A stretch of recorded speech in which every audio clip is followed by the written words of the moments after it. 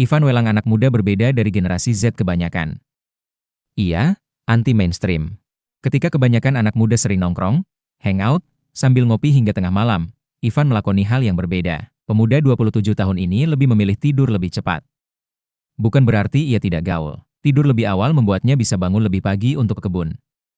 Bangun pagi, langsung ke kebun memeriksa tanaman jadi kebiasaan. Sudah hampir 8 tahun lulusan Fakultas Teologi Universitas Kristen Indonesia Tomohon, UKIT, ini bertani. Data Badan Pusat Statistik, BPS, Sulawesi Utara, hasil pencacahan lengkap Sensus Pertanian, ST, 2023. Komposisi petani di Sulawesi Utara didominasi generasi X yang berusia 43-58 tahun. Dari total 257.186 petani di Sulut, 45,25% generasi X.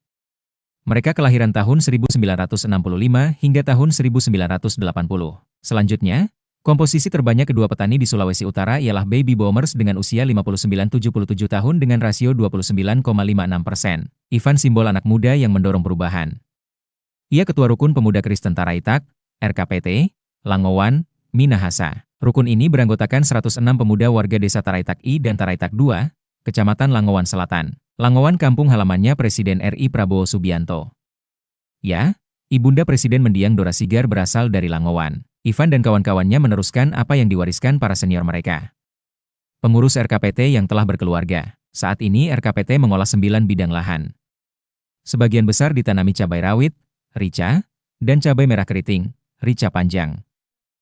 Sebagian kecil ditanami padi. Untuk saat ini paling banyak kami tanam rica panjang.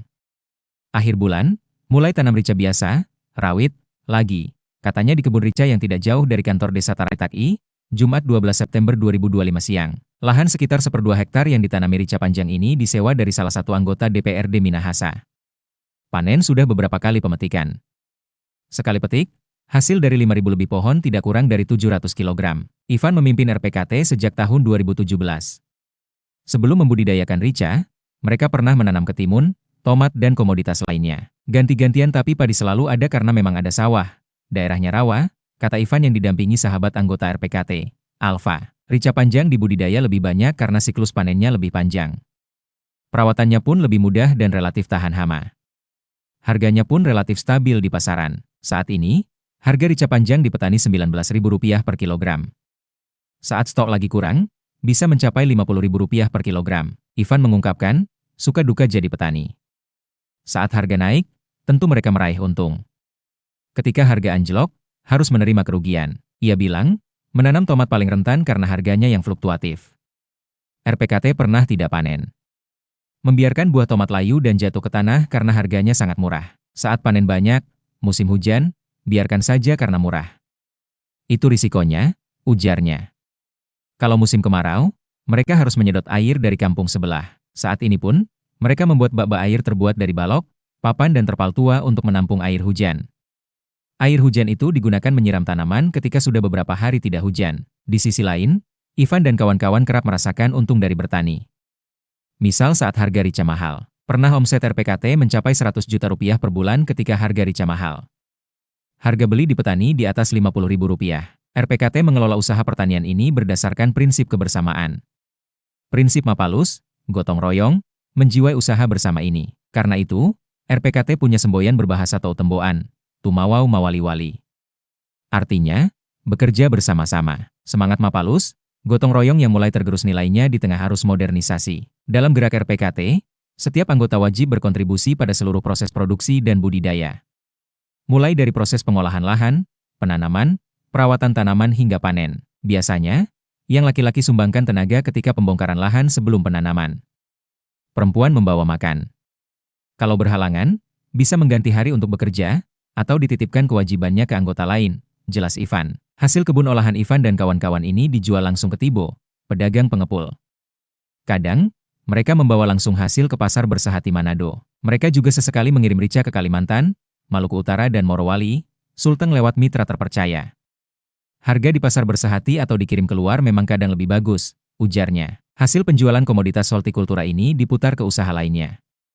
RPKT memiliki usaha penyewaan puade, pelaminan, sekaligus jasa dekorasi serta sound system. Penyewaan puade dan sound system ini sejatinya usaha awal RPKT untuk membantu anggota. Tujuannya, Agar anggota rukun tidak perlu keluar biaya untuk sewa ketika tarik meja panjang, peralatan ini disewakan juga ke masyarakat umum, baik warga Taraitak maupun luar desa. Sewa puade Rp2,5 juta dan sound system Rp300.000 sekali pakai. Ketekunan RPKT membuahkan hasil. Awal bulan ini mereka mulai membangun gudang di atas lahan 24x7, 2 meter. Gudang itu rencananya akan jadi tempat penyimpanan aset rukun, baik pelaminan, sound system, traktor. Bangunan itu nantinya juga akan jadi tempat sortir komoditas dan tempat pengeringan. RPKT punya mimpi bisa menjalankan usaha berbadan hukum dalam bentuk koperasi. Kata Ivan, proses legalitasnya masih penyelesaian di notaris. Kami rencana akan beli kipas angin sehingga rica atau tomat yang basah karena hujan bisa cepat kering. Produk lebih tahan kalau punya gudang sendiri, katanya. Ivan mengungkapkan, ia bersyukur menjadi petani binaan Ban Indonesia Perwakilan Sulawesi Utara dalam program Patua, Petani Unggulan Sulut. Ia angkatan kedua tahun 2021 sewaktu program ini bernama PUBI, Petani Unggulan Ban Indonesia, Sulut.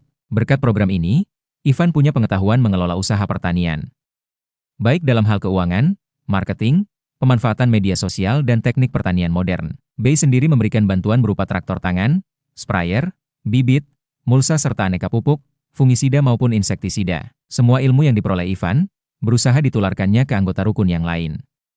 Bantuan alat mesin pertanian, Alsintan, 1 unit traktor sangat membantu menekan biaya operasional. Kedepan kami butuh alat modern seperti traktor lebih besar, alat semprot obat yang lebih modern serta alat pemeriksa kandungan tanah, ujarnya. Alsintan, kata Ivan, membuat operasional dan proses produksi lebih efektif dan efisien.